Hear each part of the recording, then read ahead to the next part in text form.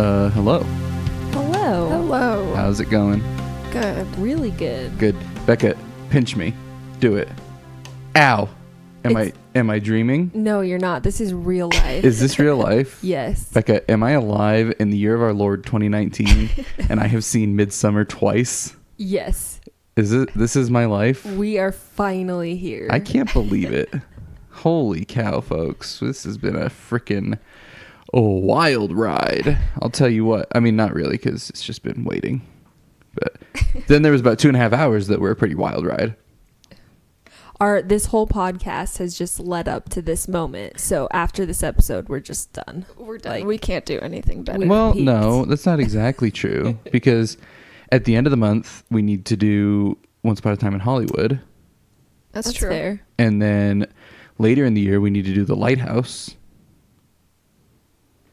Okay, we'll just come back for when it's the good ones. And we just need to always stay around for all of Ari Aster's films. Yeah, we'll always reunite for Ari Aster. Yes. What a champ. Holy crap, folks. Guess what? This week, you don't even get a proper reminder of when Midsommar comes out because it's freaking out and you can go watch it in a movie theater, and you should. Maybe. I think you should. It depends. Well, we will find out soon what it depends on. Hello and welcome to episode 37. Don't ask me. Sure. I really need to figure this out. I think it's 37.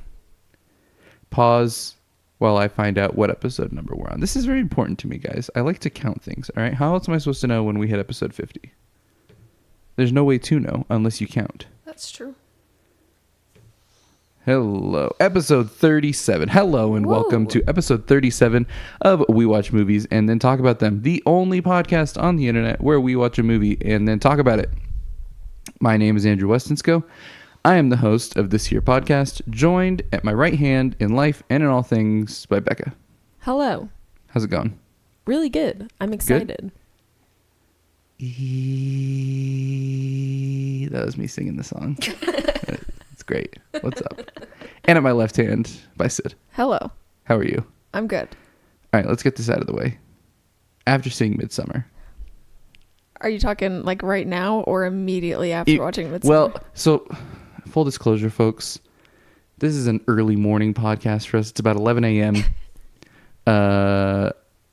Becca and I saw Midsommar just over a week ago, and then we saw it again last night. Sid saw it earlier this week. So really the only thing in between us watching the movie and us recording is like 8 hours of sleep. Yeah, except for Sid. Yeah. So, as always, the question comes, immediately after watching Midsommar, where do we fall on the scale of existential dread? I was probably like a 93. A 93? Yeah. Jeez, That's fair. that's crazy. Luckily, it's gone down. Like at a steady like 70. We absolutely need to do Paddington 2 next week. just Please. to Someone help me. even us out a little bit. Jeez, 93, heavens. That's fair. But it was still worthwhile. There's a lot going on in this movie. I wish that we could record Sid's face somehow that she just made. Imagine if you were paralyzed and sewn up into a bear suit, what face you would make. And that's the face that Sid just made. Just hypothetically, imagine that. Yeah. That's pretty spot on. Yeah. Midsommar is the sophomore feature-length effort from filmmaker Ari Aster, acclaimed director of Hereditary. He teams up here with several of the same people from that movie, including, I forget their names off the top of my head, but the cinematographer and the editor are the same people from Hereditary. Midsommar stars, like, kind of a weird amount of menstrual blood. I mean, I guess any amount in a movie. It's not what you expect to see in a movie, but definitely is some. Yep. And it is the story of, like, just the biggest buzzkill girlfriend ever crashing just a totally sweet bro trip. And because of that, well, I mean, things were always going to go wrong, but things go wrong. And she's just such a buzzkill. Her family just died. We don't know how long. It was a few months. my It was gosh. like 5 months. I'm just saying, she doesn't have to be such a buzzkill. They had this sweet ass bro trip planned, going to Sweden, and she decides to be like, "No, I feel like I should go to Sweden, but I'm gonna be a total buzzkill." Things turned out kind of fine for her. Wait, for her, For her. literally everybody else. Not okay. Hang on, we're not. Let's do this, folks. This is a brand new movie, right? It's in theaters. We're going to do our hot takes first, but we're going to keep our hot takes as spoiler free as we possibly can. Then we will launch into a spoiler discussion just to give people who haven't seen this movie or are on the fence about seeing it an idea of if they would like to see it or not. So, the format of the show is as follows. We will do our hot takes, then we'll move into our discussion, which will be spoiler filled, final thoughts, and rating out of 10, which I am not prepared for in any way, shape, or form. I have no idea how I'm going to rate this film. Then we were going to go into other topics where we discuss other movies that we have watched over the last, actually, 2 weeks since we recorded. And there's a few that are worth mentioning. So, let's get into this. Hot takes. Don't burn yourself on these. Hot takes. Becca, how hot is your hot take? It's pretty hot. Ooh, spicy. Because for the past, 3 months since we've been talking about it on every episode, every time we mention it, I go, ugh. Midsommar! But I loved it so much. Face. I think the first thing I said after walking out of the theater was, I would really like to go to a Swedish pagan midsummer festival. Dude, actually, same. That was the opposite of what I said. Like I get that a lot of terrible things happen at this festival, but like I was in it. Like I was like, I want to go to that and experience that, aside from things that we'll get into. But I was very pleasantly surprised at how much I love this movie. And I think we'll talk about this a lot, but there are so many similarities to Hereditary, even though they're obviously very different movies. But it's hard to talk about Midsommar without comparing it to Hereditary, I think.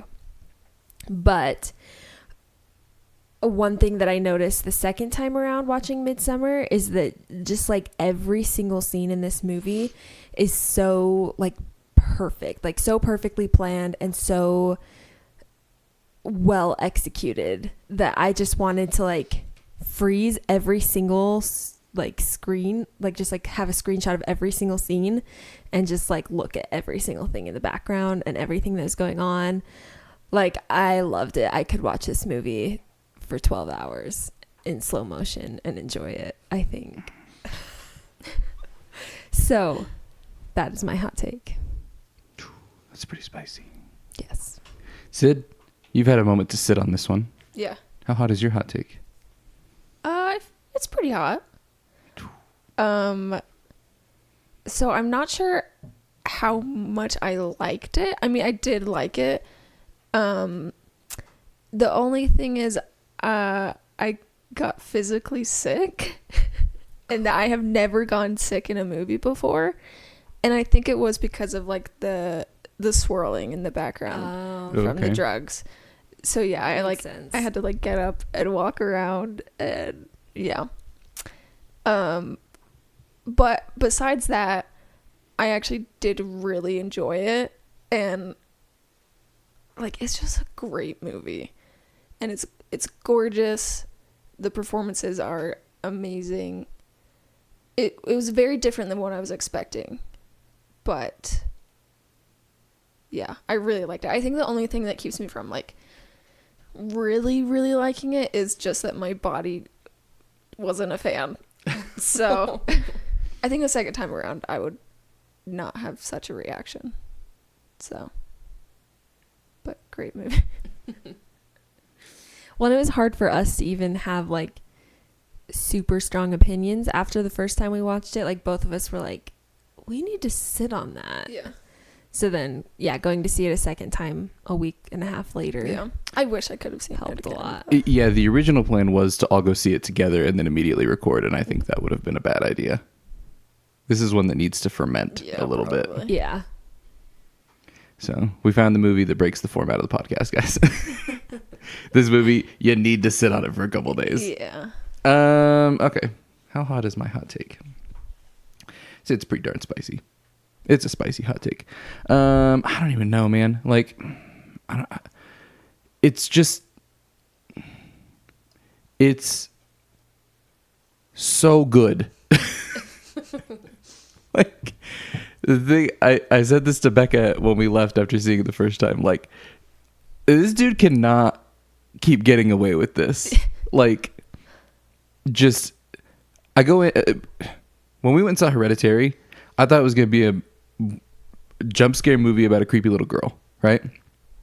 That just obviously blew me away. If you've listened to our episode on Hereditary, and you should, and most of you probably have, because it's our best performing episode ever. And then this one, again, I thought that I knew what to expect, but I did not. I wonder how much freedom A24 is giving Ari Aster in the marketing of his films, because like both, like, you watch the trailers for either Hereditary or Midsommar, and again, I'm going to try to avoid just comparing the two, but it's so hard because they are stylistically so similar and fairly close together and all these things. The trailers do not lead on at all what this movie is actually about in any way. So I guess if the purpose of this small hot take is to help people who are on the fence decide, if you are a fan of, like, if you've seen The Wicker Man and you really like it and you wish that The Wicker Man turned it up to like 85, that's kind of what's going on here. But I didn't even love The Wicker Man. But now I think I do after watching Midsommar. It's definitely inspired, not story-wise, but just like, I mean, all European pagan festival films, if that's a really prolific genre, are kind of inspired by The Wicker Man at this point. But I would say that for somebody in a Reddit comment said it really well, in that, like, they're like, the audience reaction says they're going to be incredibly split because A24 has basically marketed a fringe art house horror film to the masses. And that's really what this is. This is a fringe art house horror film. Like, it's not there to please you. And like, that's not the goal. You're not supposed to be happy in this movie. You're not supposed to enjoy it even, I don't think. It's very disturbing. It's very, very unsettling. Like, But it's not scary. it's not scary. No. Scary is not the word I would use to describe it. Hereditary, the last 20 minutes, scary. Yeah. Midsommar is at no point ever scary. Like horrifying. It's just like very disturbing. tense. It's tense, it's unsettling, it's disturbing. And if you don't react well to those kind of things, then you probably won't enjoy your time seeing it. It's very anxiety inducing. There's several times that I'm just like clenching my fists and like curled up in a little ball in my seat like a 10-year-old girl. But hands down, far and away, by several degrees, the best experience I've had in a theater this year. And it's crazy. Fans of the podcast will know how excited I was for this movie. And it's kind of insane to actually see a movie meet and in a lot of ways exceed my expectations. Mostly because the trailers, and again, I try to avoid watching trailers as much as possible, but the trailers for this didn't give any hints as to what the movie is at all. Like, you could watch the trailers and have, I mean, I did, and I had no idea what I was getting into. I thought I did, but I didn't. So it's a very thoughtful movie. It's if you're a fan of just watching well put together movies, like I heard somebody describe it the other day as like some movie watchers are very visually driven. And I think that's me. Like I can watch a movie that has zero things happening, but if it's pretty, like I'm into it. Mm-hmm. So something like, It Comes at Night is like a very visually driven film, right? And I think that's how I enjoy movies most. Like primarily I'm a visually driven film goer, and this movie is one of the more gorgeous things I've ever seen. The cinematography on this is just disgusting. Like, and oh my gosh, the editing is so good. So again, if you can stomach some of the more disturbing elements, which not everybody will be able to, and that's perfectly fine if you're not, then you can't miss this one. And also, I would say, if you get motion sick often, probably don't see this in the theater. That's what I had to tell my mom. I was like, you will get sick if you go see this. Yeah. Psychedelics play a very, very, very heavy role in this film. And I do not have personal experience with psychedelic drugs, but from people who do have experience and have seen this film, apparently the visual representations are incredibly accurate. So take that for what you will. So I better take note to never take psychedelic drugs. Yeah, just Sid, you should really just try magic mushrooms. Just okay. Just see what happens. Yeah, we'll see. I'll just what's the worst that could happen? I don't want to go into spoilers, but some pretty rough so stuff. that's our hot take here. I'm really stoked to talk about this because there's a lot of things going on. There's a lot of things I want to mention. And there's a million things that we don't even notice. So in the course of our discussion, if you think of something that we miss or that we misinterpret, you can email us at contact@wewatchpodcast.com or slide into the DMs at wewatchpodcast on any of the major social media platforms. Ha! That was my little plug. Beautiful. Good job. All right, folks. We're going to dive into spoiler territory. This is the spoiler zone. Imagine like the jokey like warehouse siren, like I need to get that on the sampler here. We are entering the spoiler zone in 5, 4, 3, 2, and 1. We're in the spoiler zone, folks. Woohoo! Woo! Oh my gosh, we're gonna talk about everything. Oh my gosh. Where do you even start, though? I don't know. We should have planned this out a little bit. Yeah, probably. I don't have any idea. I mean, I feel like maybe a good place to start and just get it over with is in comparing it a little bit to Hereditary. Like, all right. Just in the way that the story plays out is so similar to Hereditary, even though it's a completely different story. It's structurally similar. Yeah. Like, something happens right in the beginning, like someone dies, and there's grief associated with that.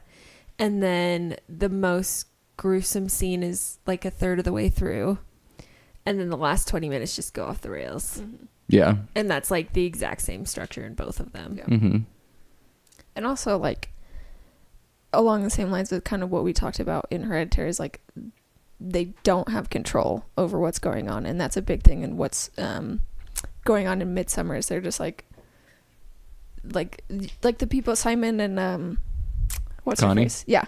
They, like, actually tried to do something, but they didn't have control and they were killed.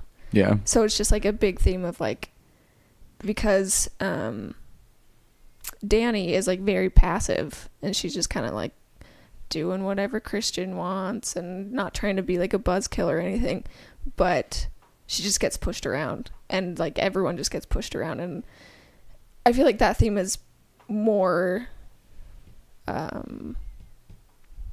what's the word? Pronounce? Yes.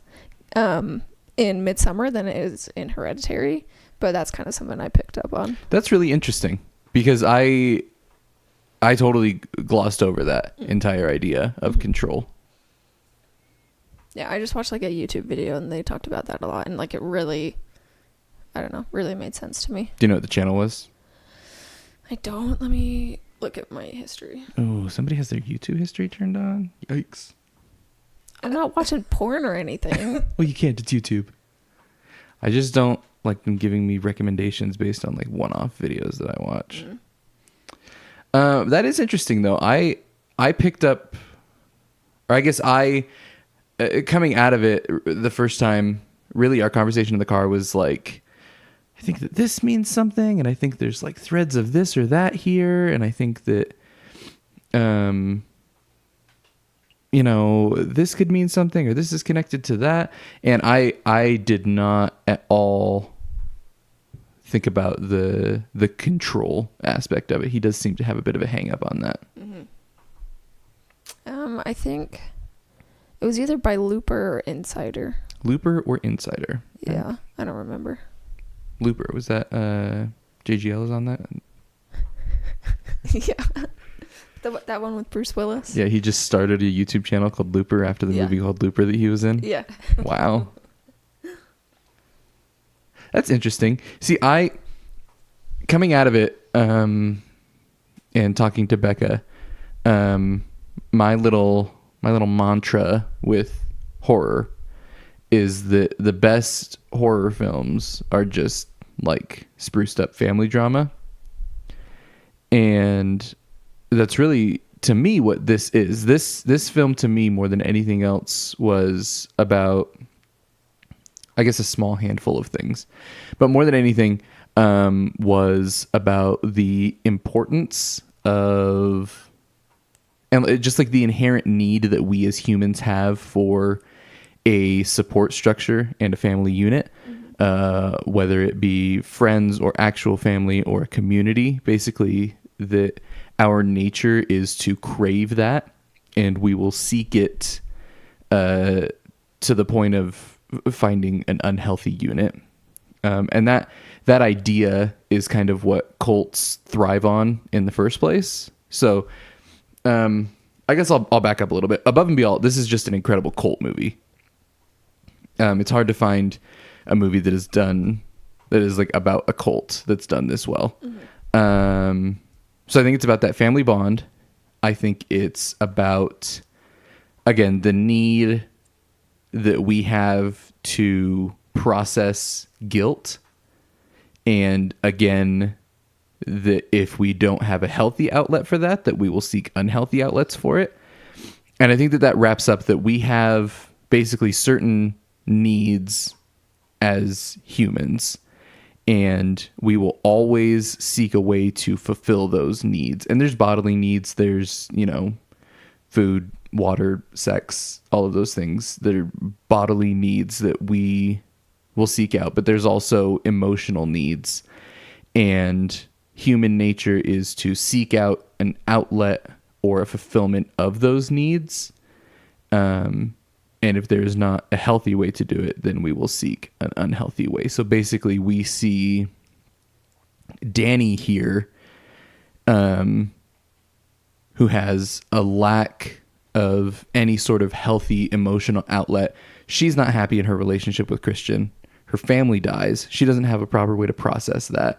She loses that family unit. She basically just has really bad anxiety and panic attacks even prior to the events of the film, which that seems to be something that runs in her family, hereditary. And she's basically, all of these support structures are not there for her. Her biggest one, her family, is stripped away, and then Christian is simultaneously unwilling and unable to fill that hole. And so what we see in the film is Danny resorting to a very unhealthy fulfillment of these needs.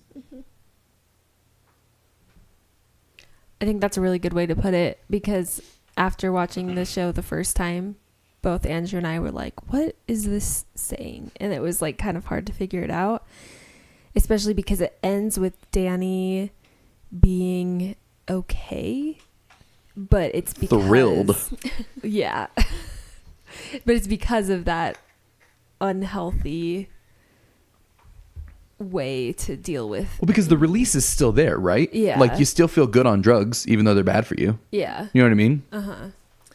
Yeah, like part of me didn't like love that she like kind of accepted like what just happened, because like for most of the movie she's kind of like pushing against it, and then in the end she like just like accepts it.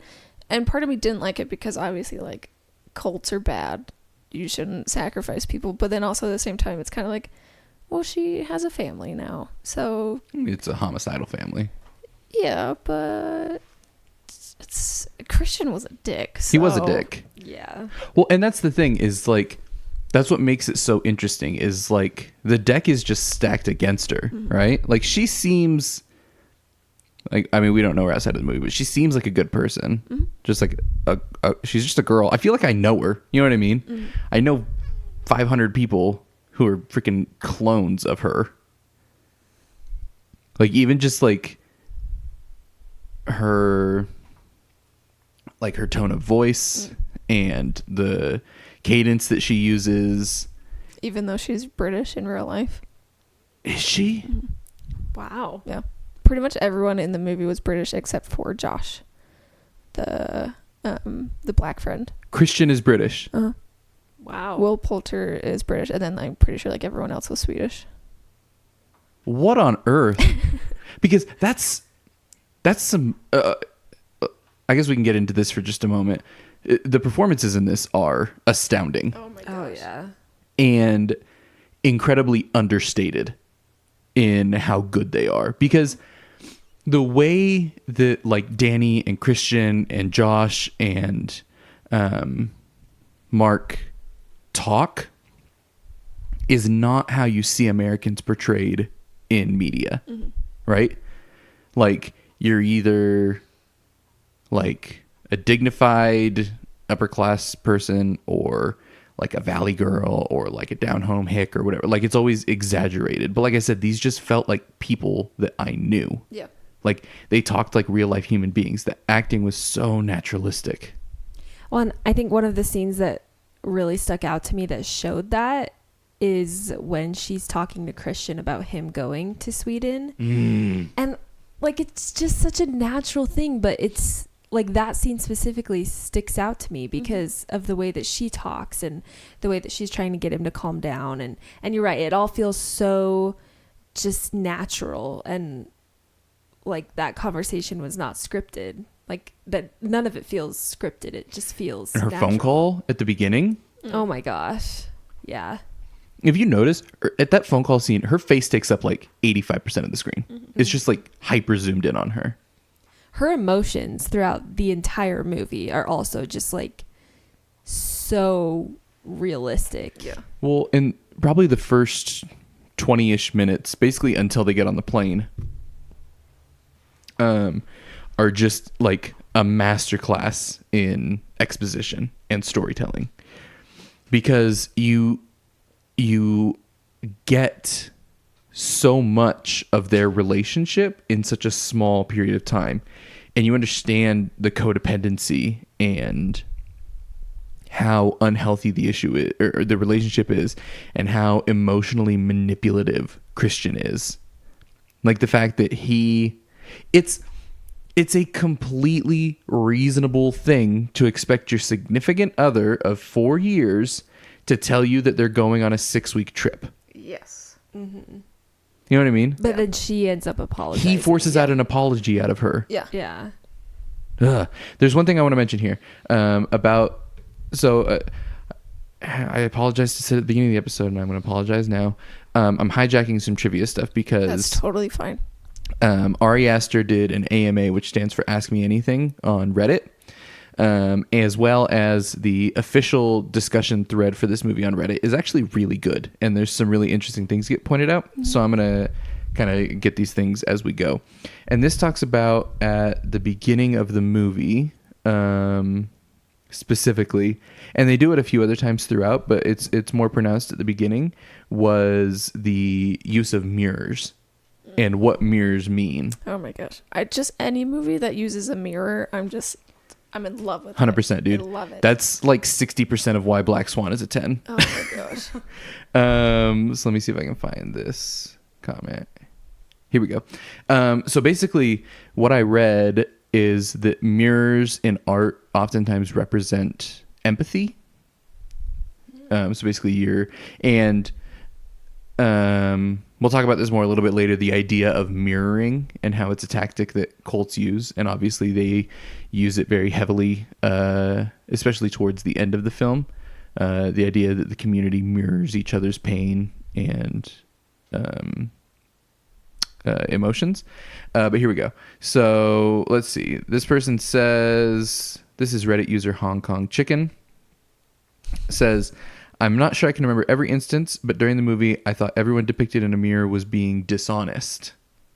So you see when they come home and Christian goes and sits down at the computer and he's in the mirror and she's by the door, which is just a freaking miraculous shot because that's one long take. Yeah.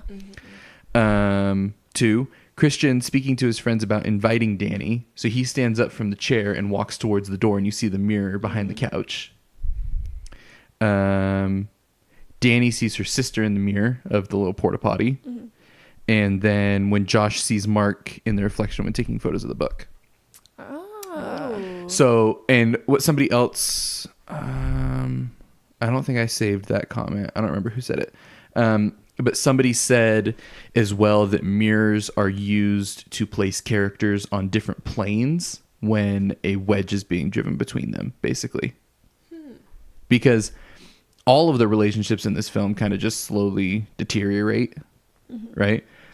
So again, I think that's a really interesting way to do that, to use mirrors to place characters on different planes to show a separation between them. So all of those scenes as well. So when Danny and Christian are talking in her apartment, he's in the mirror, she's by the door.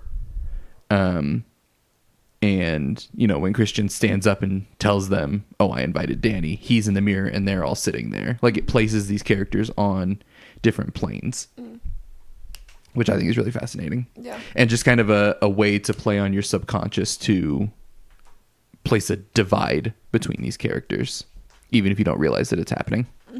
And that's kind of one of the things that this movie does so well. Not to get off on another tangent, but it plays with your subconscious incredibly well. There's so many things happening in the background, and not even in the background. Like, that's pretty in your face with the mirrors, but like there's so many things happening that play with things that you would respond to without even meaning to. Yeah, there just like be moments where like nothing's really happening, but all of a sudden like my heart starts to beat faster, or like I like breathe faster, or I get physically sick. And it's just like, just with the music and everything that they show on screen is just, it's just so unsettling. Like, even in like scenes where it wouldn't seem unsettling, you're still like, the part where I got sick wasn't even like a disturbing part. It was like about the time during the dance, and it was just like, oh, that's very disorienting though. Yeah, it is, but like, it wasn't like, I thought if I were to get sick, I'd be sick over like something disturbing. Sure. I didn't think I was going to get like motion sickness. Yeah. So yeah, it's very good at kind of breaking down your walls and just like making you feel uncomfortable for the whole movie. And I love it. Yeah. That's the other thing, is that that sense of dread and unease really pervades the entire movie. Like, there's never a point where you feel okay. And I think that that's kicked off, you know, in the first, just with the opening, I don't even know how long it is, 15, 20 minutes? Yeah. 10? Before they like, when she finds out. Yeah, like pre-opening credits. I would probably say 7 minutes maybe. Is that how long it is? I really don't think it feels it's that longer. Long. Well, I think it brings in that feeling of uneasiness even just right in the very beginning, when it cuts from like these pretty pictures of the trees to the phone ringing. Like, just that cut immediately. Oh! How is it? What is he even doing there? Why is that so good? Yeah. That was the only know. part that I jumped at, is when the phone When the phone rang? Yeah. Apparently that the whole opening was all filmed in Draper. Whoa. Ooh. And you can totally see it. Oh my gosh, we're in Yeah. Draper. We're in Draper. Let's go find where they filmed it. But yeah, like if you pay attention, the first overhead shot, like I read about that after the first time that I saw it, and so I meant to mention it to Becca, but I totally forgot. So when you see that first open overhead shot, 100%. Okay. You can tell totally it's like see a. that. Like Okay. that's And then when it great shows for- in front of their house, it's just totally a Utah house. Yeah. yeah, it's So apparently Ari Aster likes Oh to my film in gosh. Utah because all of Hereditary was filmed in Park City. Let's that's true. go on an Ari Aster tour. And then another thing I noticed. So Becca and I, after we watched it the first time, were like, "Oh my gosh, that opening scene! Her parents are dead." But it's worse; they're dying Yeah, they're Yeah. still alive. because they're breathing. Yeah. But you can hear the car running Can you? in that opening scene. I heard that. I didn't hear it myself, but I saw someone post about it on Reddit. I noticed that the second time around, you can hear the car running. And just That's like that whole awful. scene where it's just like all the shots are blending together as they're like all the firefighters are going in and like going up the stairs, and it's just like and just like the droning and like you pretty sounds. much like know what's coming, but then like Yeah. they show the sister and you're just like, oh my gosh, and it's just like, ugh. Yeah, And then they show her computer and it's like Yeah. 4 new messages. being like it was Ugh. like we're watching this opening scene and it's all happening in real time. Yeah. Yeah. It's just crazy. Oh my gosh. And like again, watching it the first time, I was almost a little disappointed at having the opening be like, "Oh, her family's just dead," because like a million possibilities are going through my head. You know what I mean? Like, oh, is this sister going to play a large role? Is this family trauma going to play a large role? Is just going to be Hereditary? And then her family's dead, and I was like, oh. Like, so it's just going to be about grief again. And like it is, but it isn't. Like it's about grief in a totally different way. Like in Hereditary, it's about blame in a lot of ways, right? And I never get the impression that Dani blames herself. She doesn't feel any guilt. She just feels lost. And I'm glad that he took that angle. That's the end of that tangent. I don't know. Yeah. And I do think, I don't know, Ari Aster is really good at, Making movies? well, yes. But like, again, with the emotions, like capturing what grief looks like and feels like. How do you make actors do that? I don't know. Like the way that she cries and screams and she's Yeah. like coughing at the same time. And it's like, I don't know how people can make that noise just by acting. Yeah. Like that's, I don't know. And even like her panic attacks that she has, Oh yeah. where like she just like can't breathe and then finally will just like, you know what I mean? Like, how do you do that? I have no idea. Oh but my like you gosh. can feel it with Yeah. her. Yeah. So good. Like, I'm wondering, I'm like having second thoughts now. Like, is Toni Collette like actually just a brilliant actress, or is Ari Aster just like the most incredible director ever? It's probably you got to bridge that both. gap somewhere. But like, who is Florence Pugh? I've never even heard of her. I saw her in like that wrestling movie, The Fighting with My Family, Oh, which was like fine, but she's great in it. Like she's Really? just I've only seen 2 things with her, but I love her. huh? Like, and I hear she's going to be in the new Little Women with like Saoirse Ronan and Timothée Chalamet, and I don't know what that is. it's Greta Gerwig is doing, Oh, so she's going to be in that, and then I hear like Lady Macbeth is really good. jeez. But yeah, I was just Did Arcade Fire just like appear on the set of that movie spontaneously? I was just thinking, like, we got Greta Gerwig, Timothée Chalamet, Saoirse Ronan, and Florence Pugh. I feel like Arcade Fire is just, that's like too much concentration but it's a of period movie, so hipster. That, like, Win Butler is just like, what am I doing here? Oh shoot, what was I gonna say? Oh, just like I was blown away just like from her very first scene, but like when Christian answers the phone and she's just like screaming, Oh my Ugh. gosh. and like you don't see her, but you can just like feel it, and then Yeah. they cut to them on the couch, and she's just like, her whole body is just racked with sobs, and it's just, oh my gosh. And then that transition to the opening credits where it goes out the window, Yeah. and the music. The music Oh in this my film is absolutely gosh. brilliant. Interesting bit about the music. Ari Aster talked about it in his AMA. He said, With Colin Stetson on Hereditary, somebody asked about the composing process, how involved he was, all that. Said, with Colin on Hereditary, we communicated daily through email. It was a great collaboration, albeit a remote one. I'm incredibly proud of Colin's score, and it was a thrill to work with him. One of my heroes. Colin Stetson is an absolutely brilliant musician. If you haven't, he has several albums. There's one that he did with, I forget her name, with a violinist. Never Was the Way She Were, I think is what it's called. And it's just saxophone and violin, and it's freaking brilliant. It says, with Bobby, I don't know his last name, but the guy that did the score for this, he said, with Bobby, we tried working over email, but found that it didn't work for us. I then flew to LA to work with him at his home, and we worked together in person for the composition of most of the score. We had a fantastic rapport, and it was an incredibly fluid and fruitful process. I love them both and found both collaborations extremely fulfilling.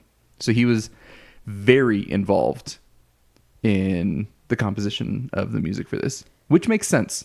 And the music is amazing, and also the lack of music in certain spots. Well, because such a smart choice. Because outside of those opening 20 minutes, all of the music is diegetic. They have that little traveling band that just goes around playing creepy Swedish music.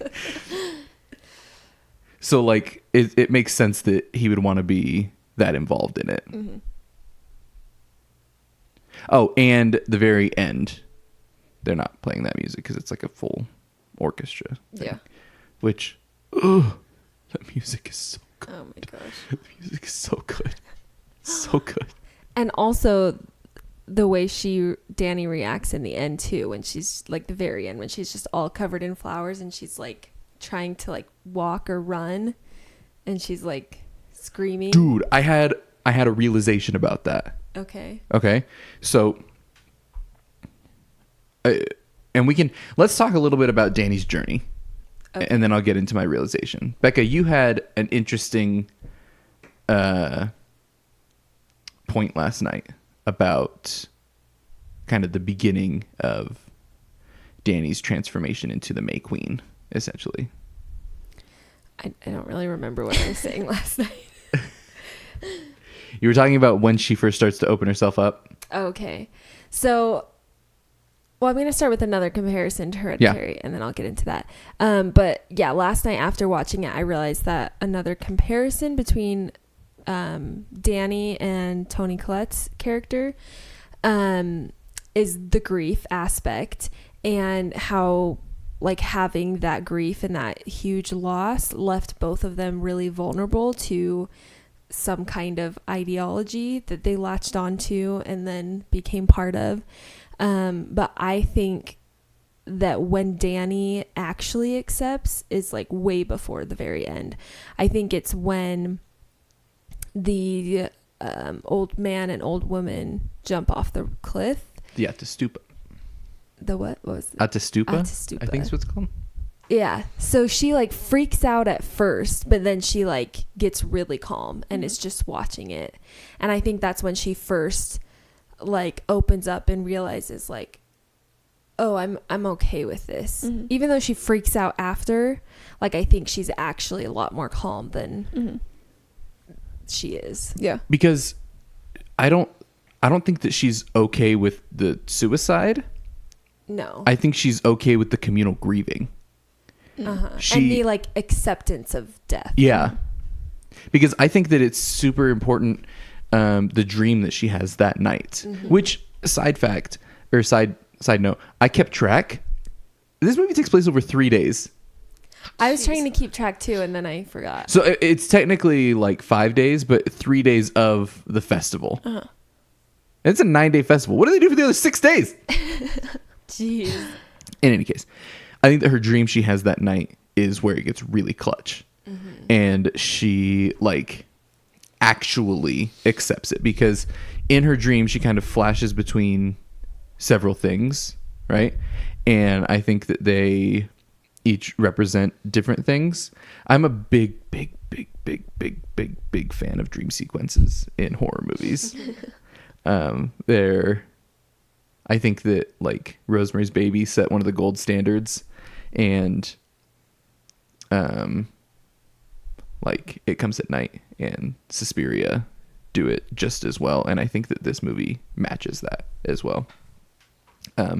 Because every little vignette in her dream sequence is very representative of her emotional state and what's going on in her head. So first of all, and I don't remember the order that they appear in, but there's a few that stood out to me. One is her family at the bottom of the cliff, meaning that she at that moment has begun to merge her experience with that of the community, right?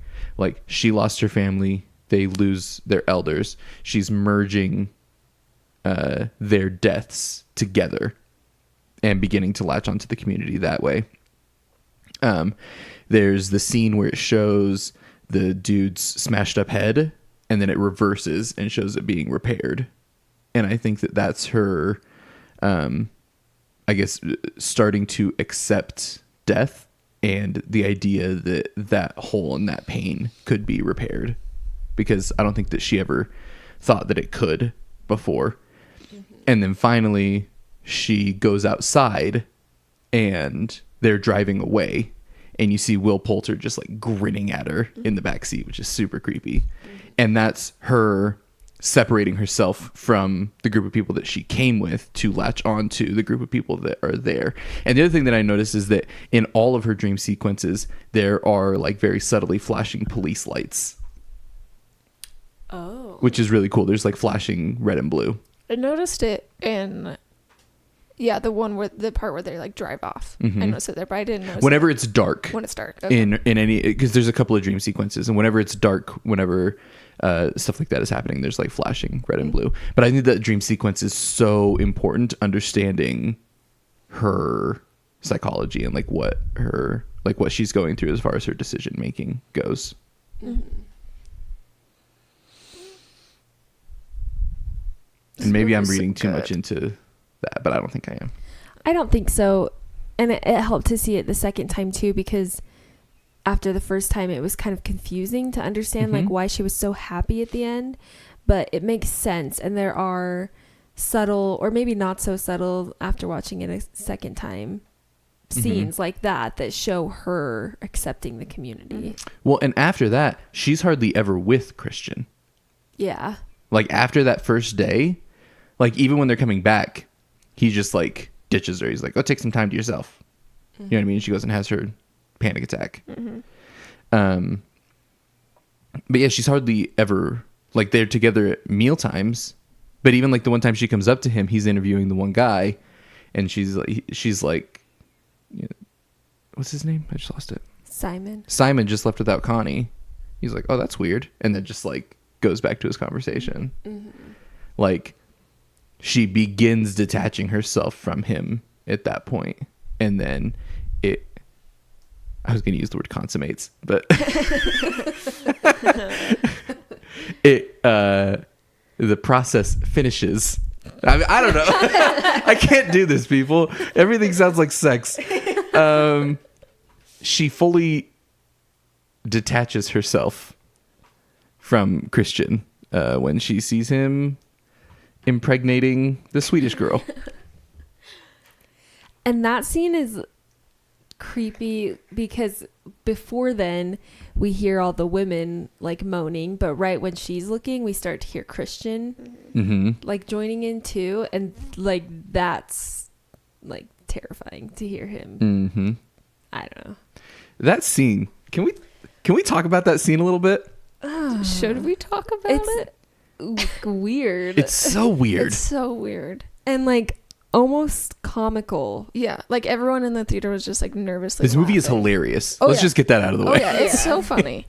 Everyone's just like laughing because they're nervous or they're scared. Well, yeah, like what do you like? That's usually I get really bothered when people laugh at uncomfortable moments, because I'm like, don't go see like a hyper disturbing horror movie if you're gonna laugh when you get uncomfortable, because the whole point of the movie is to make you uncomfortable.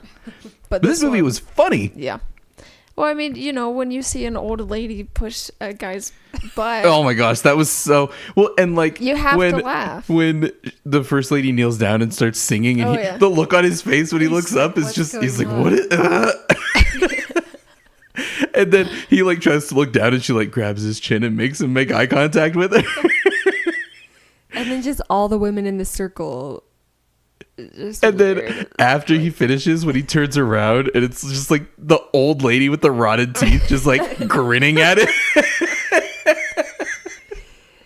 Oh, it's just so weird. But It's so weird. But I could see why it would make Danny throw up. Yeah. yeah. Yeah. Yeah. Like, I don't know. I'm not an expert by any means, but on some of the very brief reading that I've done since watching this, like apparently like weird sex rituals are a thing in pagan culture or pagan religions. Yeah. I don't know. It's just such a, like, I just feel like we'd be remiss to not mention it at least. Yeah. That like, if you saw that scene and you're friggin' weirded out, like that was the point. Yeah. And that's totally okay. I'm just really glad I decided not to see this with my mom. Oh yeah. Like I was I remember seeing Hereditary for the first time and Becca was like, yeah, I was a little uncomfortable with the naked people, but like and then this one it's like literally like covered in blood at half mast. Like apparently that so I didn't follow this very well, but apparently they had a really hard time getting this movie rated. Because apparently when he runs out of the barn and is like still mostly erect, like that scene almost gave the movie an NC-17. Oh, geez, Just really? like just for that, because the MPAA is so weird about Yeah, they are nudity. really weird. They're so weird about nudity. Like I guess the rumor mill, because I avoided as much as I could about this movie before seeing it. The rumor mill was that like it was hyper violent and disturbing, and so that's why they wanted to give it an NC-17. But it was just like, no, the MPAA is weird with sex. Yeah. So Well, and I don't know. The nudity, it was just weird. It wasn't disturbing the way It was is weird. in like The Witch, or sometimes in like Hereditary was pretty disturbing to me. Yeah. The nudity, but it wasn't Yeah. disturbing. It was just weird. Yeah. very weird. Props to Jack Rayner though. Like you're going all in there. Yeah. Oh my gosh. He really gave it his all. But then wrapping it back around to kind of Danny's journey, again, she like is fully in there, and that's when her crying is first mirrored, right? That was probably my favorite scene. That's so incredible. Oh my gosh. I like kind of at this point in the movie, I was like, I don't know if I like feel well enough to stick through it, but I was like, I have to see the crying part. Cause like I'd see it in trailers. I was like, that looks incredible. Yeah. So good. And so then my big realization the second time around is that when you see her and she's in the flower suit at the end and crying before she starts smiling, she's not crying. Like she's mirroring with the rest of the community. Huh. I need to see this again. That's interesting. Like it hit me a second before it came on because I knew it was coming. I knew that like, because there's that incredible shot of her like moving across the frame in the flower suit with the building burning in the background, and she's just like hyperventilating, crying. She's not crying. Huh. She's just mirroring with everybody else. That's interesting. Yeah. I see that. I And think then she like pulls herself out for a second and smiles. It's not that she like has some like switch flip in her brain, because the first time that I saw it I thought that's what it was. I thought she was crying over Christian, and then like the switch flipped and she's like, oh no, I'm happy now. Like she kind of just like she's doing it with the community, and then she kind of comes to herself for a second and smiles.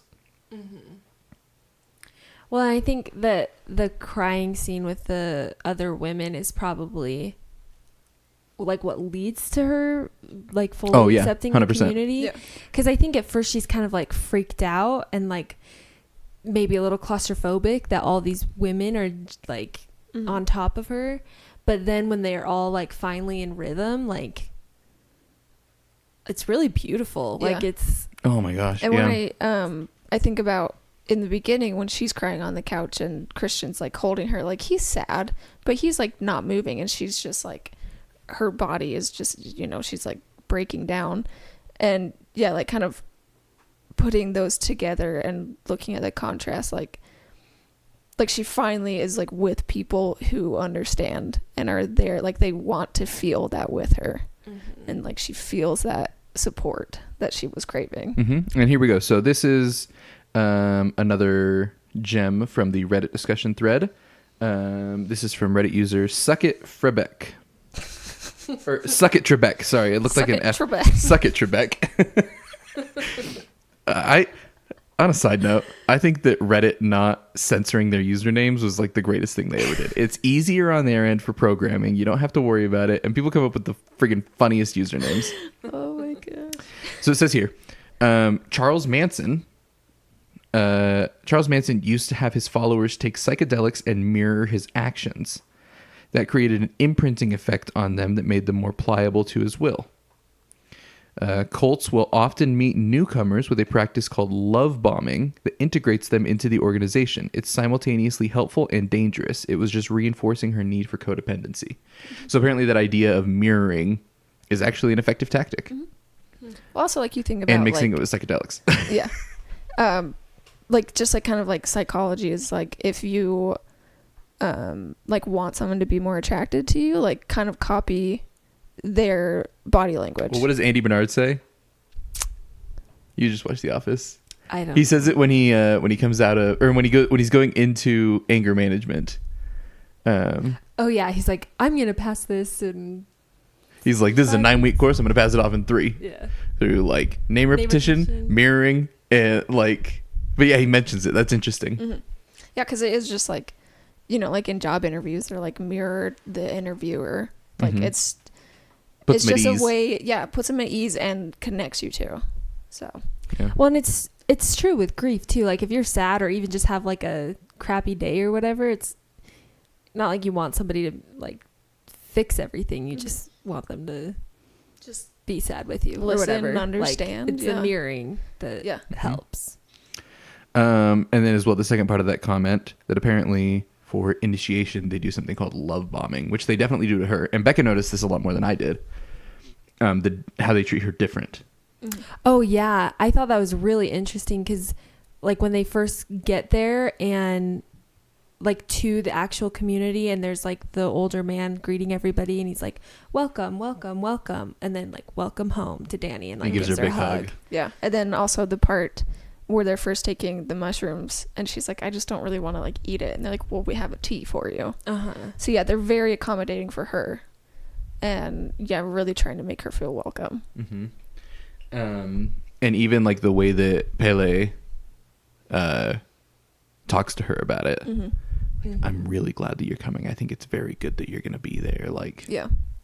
And then like their conversation on her bed when he talks about like being held and like, do you feel held by Christian? Gosh. Like, one of the comments, I didn't save it, I don't know why, but one of the comments was about the use of his name and essentially her transition from a more traditional, I guess, not even Western, American ideology, which is typically represented by Christianity, to a more obviously paganistic religion and society. So that whole thing, I heard that conversation a little bit different the second time around, because basically like, do you feel held by Christian? Like, is Christian giving you what you want? Are these Christian values doing for you the things that you want them to? That's interesting. Yeah. Cool. But yeah, that, and again, it's just, it's preying on her need for codependency. And her like vulnerability at a time of intense grief. Yeah. One more thing that's on top of my head. When he comes in and he's like, this is my sister born on the same day as me. I don't think they're twins. I think that the community's concept of birthdays is a little wonky. Yeah. I was kind of thinking that too. I feel like it's more like years. Yeah. Because like, and it's probably surrounding the festival because like the two people who died are probably not 72 exactly, but like in their 72nd year or whatever. Yeah. That was one more thing that he clarified as well, because is the difference between the Midsummer Festival and what happens every 90 years. Oh, yeah. Yeah. So this is canon from the mouth of Ari Aster. He says, the last ritual of the film is what happens every 90 years. The rest is business as usual. Okay. That's kind of what I So thought. like the Stupa and all of that, like that happens every year. Because they were even describing it. They were saying like every 90 years we make this sacrifice of 9 people. Mm-hmm. Well, what some people were hypothesizing was that like they just say that, like to kind of rationalize it. well, not rationalize it, but to like some people were thinking really, I think a little too far into it. That basically like they send their people out to specifically target like anthropologists and people who are interested in whatever to say, oh, this happens every 90 years, so that they would be more inclined to be like, oh, I got to go now. You know what I mean? But Yeah, I could see that, but also, I don't know. It kind of seems like it would be hard to recruit outside people every year to come. And the community is pretty small. Like if they have to sacrifice 4 of their own every year. And rebuild that barn every year. Yeah. When they first showed the barn, I like got some serious Wes Anderson vibes. It's Oh, like, I feel that. is this Moonrise Just Kingdom? like a big yellow barn. And it's like perfectly symmetrical. Yeah. This one here, I thought was really interesting. Or sorry, on this topic, one more. This is from Reddit user Dirk Diggler. Says, I'm not sure if anyone has pointed this out yet, but when Mark asks why all the Swedish women are so hot, Josh tells him that it's because the Vikings went to other countries and took the most beautiful women they could find. This is exactly what the Harga do in the film through men like Pele and Ingmar, except instead of pillaging and abducting, they lure attractive college-age kids full of wanderlust to the commune in order to be used as sacrifice and potential mates. Huh. So just another bit of foreshadowing. That's cool. Okay, and then this one I thought, and the dude in the edit actually, he says, so he edits it down at the bottom, this guy, Reddit user Salamanderus, he says, after watching it a second time, I don't know how much of this actually holds up. Most of the flowers I mentioned aren't as unique to the characters as I previously thought, so I think I overestimated their significance as a whole. And then he goes into some more specific things. But he talks about, because different flowers have different significances. Mm-hmm. What's the plural of significance? Significant. Different flowers have different meanings, right? And they get featured more prominently at different times than others. So while they are not unique to these people, I think there is something here just because of how thoughtful of a guy Ari Aster is. Mm-hmm. Here we go. Actually, the top reply to this comment was, I'm not convinced that this account isn't just Ari Aster and he's pissed that we all missed this. So, in any case, all the flower symbols in Midsommar. The flowered eye in Ari Aster's name during the credits is a flower called an aster. Huh. That's cool. That's the simplest one. Maya, the redhead, wore striped carnation flowers in her floral wreath. Carnations usually represent pure love. However, striped carnations represent a love that cannot be shared. Says here, he says, I think Danny's wreath was made up of primroses, which represent young love, specifically the sentiment of not being able to live without a partner, which usually comes with young love. So again, it could be talking about the codependency there. Who knows? It says, we don't actually see Pele's wreath until the end, when it is revealed that he was bringing his friends so that they might be sacrifices to fulfill the ritual. However, he also brought in outsiders in order to expand the gene pool, so to speak, and to prevent everyone from becoming inbred. His wreath was made of pine branches. Pine tend to represent wisdom, fertility, and longevity. Danny gives a bundle of what appears to be goldenrods to Christian. Goldenrods usually represent encouragement and growth and are often given to show support for someone after a loss or when they're going through a difficult time. Basically given to people to help with depression. My best guess is that it's supposed to be ironic since he should probably be giving those to her. Yeah. He says that he probably looked a little too much into it. I still think it's interesting. Yeah. Yeah. Because, again, I'm sure that there is some significance there. Mm-hmm. Well, and I caught that scene too when Danny gives him flowers, and it's just interesting because even watching it, I was like, well, he should be doing that for her. Like, does that make sense? Yeah. Yeah, 100%. And then I guess we'll just finish this off. One more thing I thought was interesting, and then there was a couple of comments on it. Reddit user I'm Not Brenda says here, I liked the theme of transitioning to opposites throughout the movie. Danny crying in the beginning, full of anxiety and dread. By the end, she's smiling, experiencing catharsis. She loses her family and finds a new one. It goes from winter to summer, dark to bright. She goes from needing Christian, scared of losing him, to choosing to offer him up. She says, I liked that the sisters said that the black can't be stopped, and Danny was instrumental in a ritual that was meant to banish the black one. I found that I felt like she found power in that, whereas before she felt helpless. It put a face to an unknown enemy, and she performed the steps necessary to both bless her new family and abolish the dark evil. I also thought that the boyfriend's name wasn't a coincidence. She found no comfort in Christian. There wasn't a mention of Christianity explicitly, but I think Christian was a metaphor for this, and how it brought her no real comfort in her grief, but she did find in the foreign pagan society. Paley even asked her, does Christian hold you?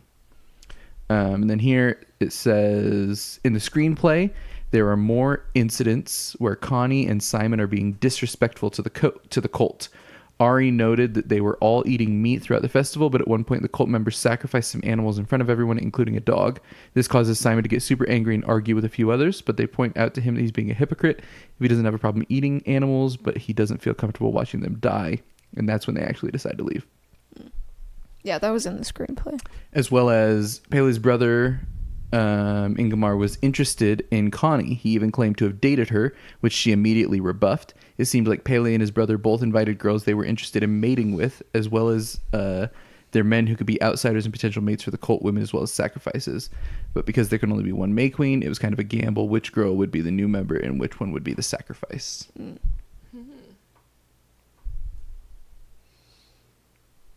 So that's the end of my, I think, let's see if there's anything else. It's like, I don't know, it's kind of hard to wrap my head around this movie a little bit, just because like so many positive things happen for Danny, but in really terrible unhealthy ways. way. Yeah. And so like you get these feelings where she's accepting, she's finding peace, she's finding family, like all these things, but yeah, happening in such an awful way. So it's just like gives you confusing and conflicting emotions throughout the whole movie. Yeah. The final one here, sorry, from Ari Aster said that the man wearing Mark's skin when Josh gets killed is Ulf. Ulf, the guy who yelled at him for peeing on the tree. Yeah. Oy. Crap, I had one more thing I wanted to talk about, and I don't remember what it was. Oh, we talked about this yesterday a little bit as well, Becca. But one of the things that I also loved about this movie is that there's no magic. It is not a supernatural movie. Every single thing in this film could happen. Yeah. Like in Hereditary, there's magic, there's possession, and there's floating people and summoning demons and all of that. This movie, there is no magic, and I love that because it grounds it. Yeah. Like, yeah, it's jacked up, but like all of this could happen. Which makes it more terrifying. Yeah. Like, Yeah. Because even there's so many opportunities for magic, if you will. Yeah. And I think that one of the more important moments that we've overlooked that I've kind of thought about since then is when Ingmar and who's the other guy? Is it Ulf that gets burned? Yeah. Okay. So when Ingmar and Ulf are in there, and the guy goes in, it's like, take from the yew tree and feel no pain. You're like, oh, they're just going to burn. And then he starts just screaming his head off. Yeah. Like, it's all a lie. Yeah. Yeah. And I think that to me, like, reinforces that point that I mentioned at the beginning, that the idea behind this movie is that we have needs, physical and emotional. And if they are not met in healthy ways, then we will seek out unhealthy ways to meet those needs. And I think that that's just reinforcing that this is an incredibly unhealthy way to meet those needs. The whole thing is a lie. But the needs are still being met. Like that's... But people are dying in the process. No, I know. I'm not saying it's a good thing, but just like... Yeah, that idea that bad things can still make you feel good. Yeah. And, but bad things still happen. Yeah. You know what I mean? Yeah. Like, yeah, Danny comes out okay, but like all of her friends die. But were they really her friends? And did she really come out okay? Did they deserve to die though? No. You know what I mean? Yeah. Like, how many just dickwads are there out there? But that doesn't mean they deserve to be burned alive in a Yeah. bear suit. I'm sure there's like a few people who deserve that. Maybe, but being a bad boyfriend is not a Yeah. death sentence. And again, for anybody that's triggered out there, Danny's not a buzzkill. I understand. I was joking at the beginning. Okay.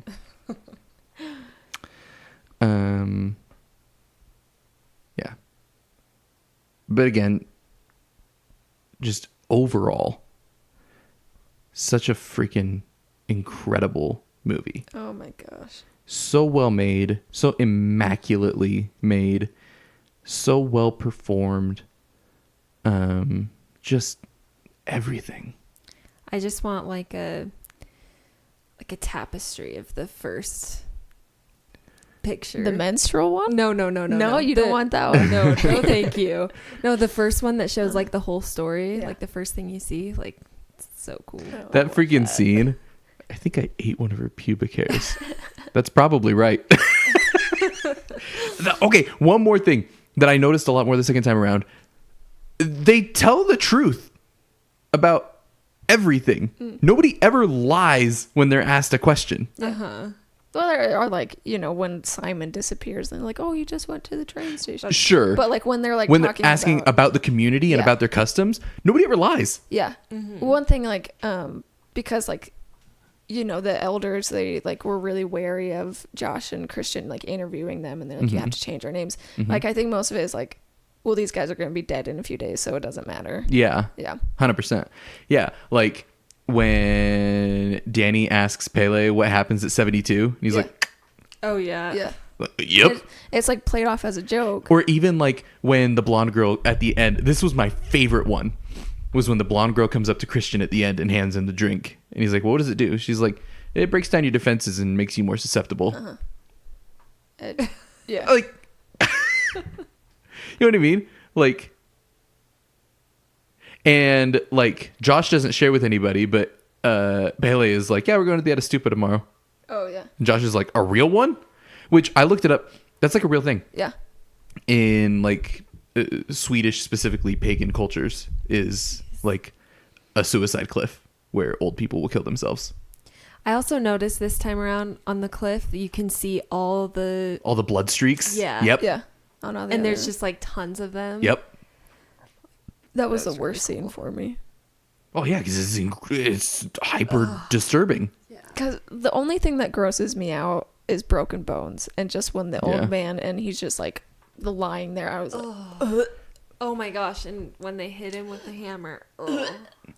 If And we're just the sound it makes. But what a freaking contrast in that scene, because you shift between possibly the most beautiful shots in the movie to the most gruesome. I gotta say, if we're talking freeze frame, single frame, favorite thing in the movie is that overhead shot of the woman on the edge of the cliff when she's raising her hands up. yeah. And I don't know. And you can see the whole community. I don't know how you make a shot like that.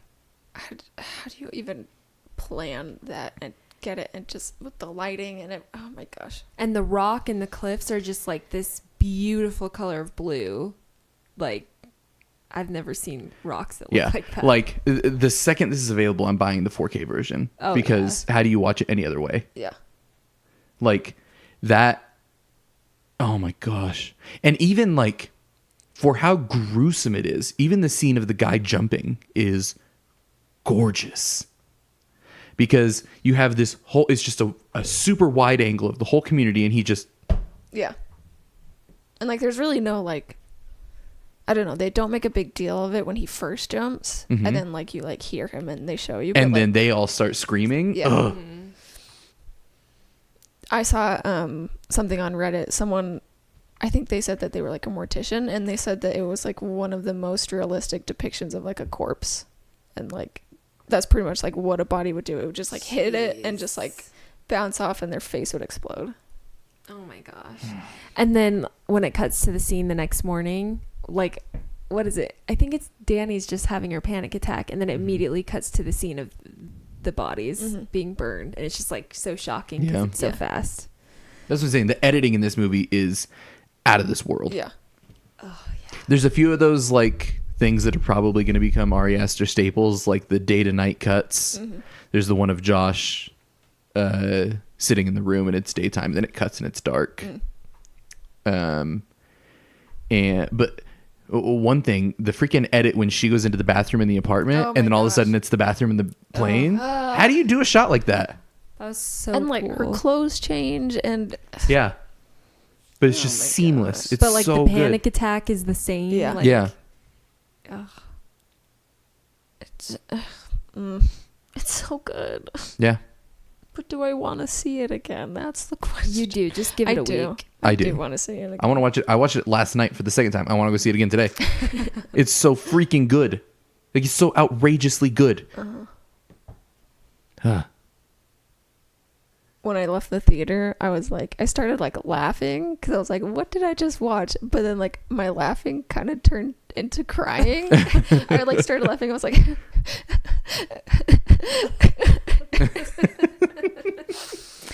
very interesting experience for me, that's for sure.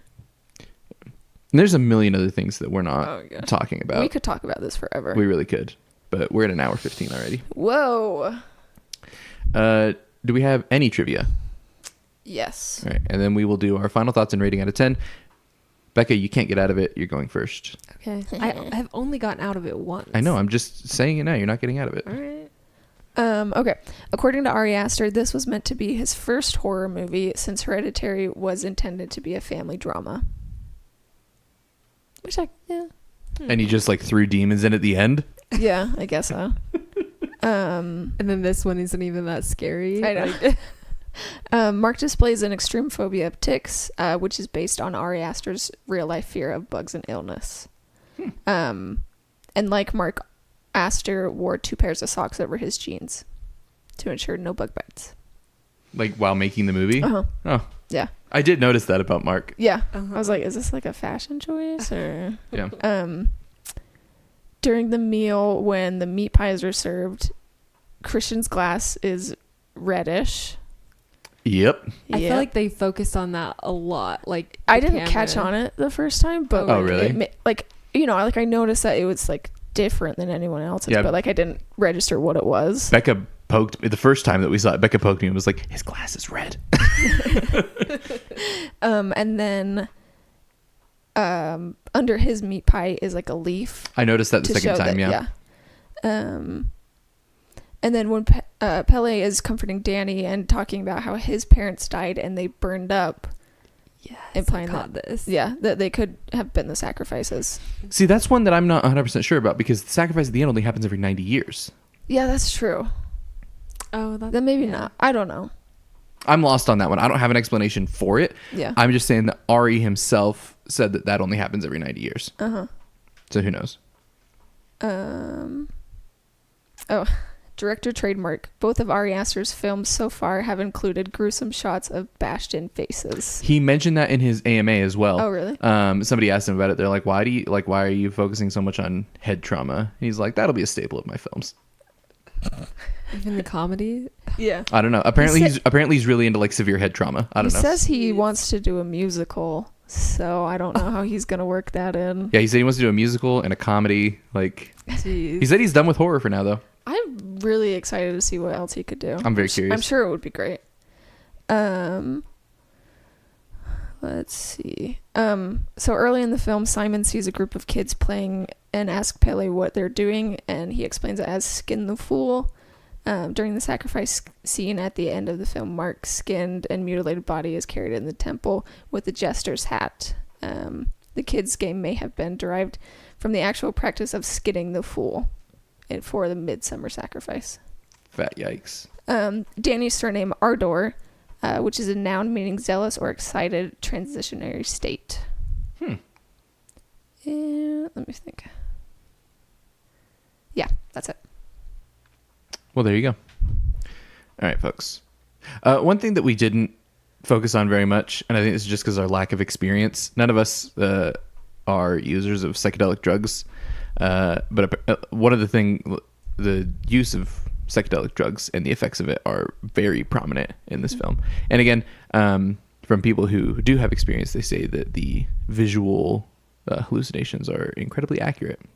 That sounds horrible. Why would you guys want to do that? And even like when they're tripping right after they get there, and Mark is like, lay down, everybody lay down. Yeah. Like, Are you lying down? Yeah, that whole thing. And also, I picked up on it on the second time. I didn't get it the first time. What ruins Danny's trip is that Mark says the word family. He says, "You guys are like my family." Oh yeah, I caught that. And that's when she has her panic attack. Okay. I really liked the like imagery of Danny being like connected to the ground, and when it would show like the grass growing out of her hand and her feet, like, I don't know, I thought it was cool imagery. Again, there's so many things that we could talk about. Yeah. There's so much going on in this movie. He's a freaking genius. Yeah, this could definitely be one of those movies where you like watch 10 minutes, you pause it, you talk about it for 20 minutes, and then you watch another 10 minutes. Yeah. Seriously. I would have loved that. Yeah. All right, Becca, what do you have for us? Final thoughts and rating out of 10. All right. I don't know what more I can say about this movie. I mean, we could talk about it forever, but I just think it's beautiful, incredibly well acted, well directed, well edited. Like, there's not a scene that feels out of place, and everything in every scene feel like I said at the beginning, I could look at every single scene forever. So I don't know, it's hard to rate it, but I was very surprised at how much I love this movie, and I'm going to rate it a 9.5. Hey, yo. Whoa. What do you got for us, Sid?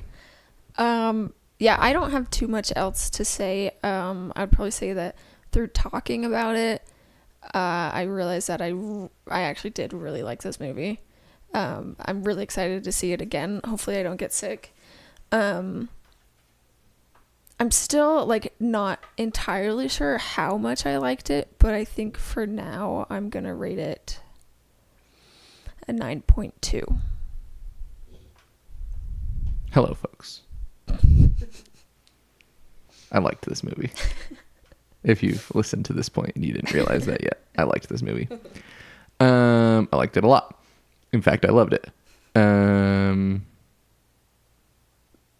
The bad part is that I remember what I rated Hereditary. Uh-oh. Yeah, I remembered too. And I may need to revise Hereditary. I really want to watch Hereditary now to really dial it in. However, one number keeps coming to mind in relation to Midsommar, especially after our discussion here.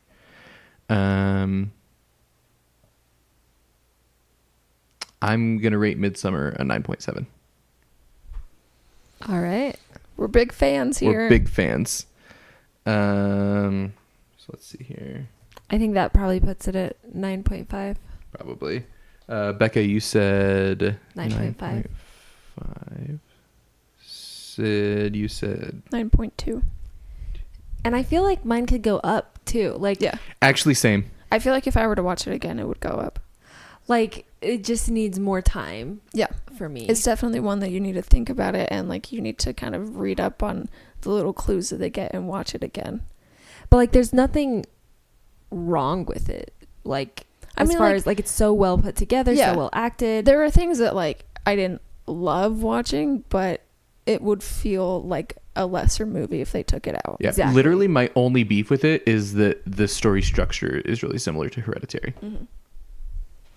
But I mean, I don't mind if that, you got though. a structure that works, roll with it. And that's the other thing. Like that's the only thing that I can think of. Like I would have liked to see something a little different because only because I felt like I knew as soon as there was a gruesome. I don't know because I knew that the last 20 minutes were gonna go crazy, and then as soon as there was a gruesome scene about a third of the way through, I kind of expected it to chill for a little bit.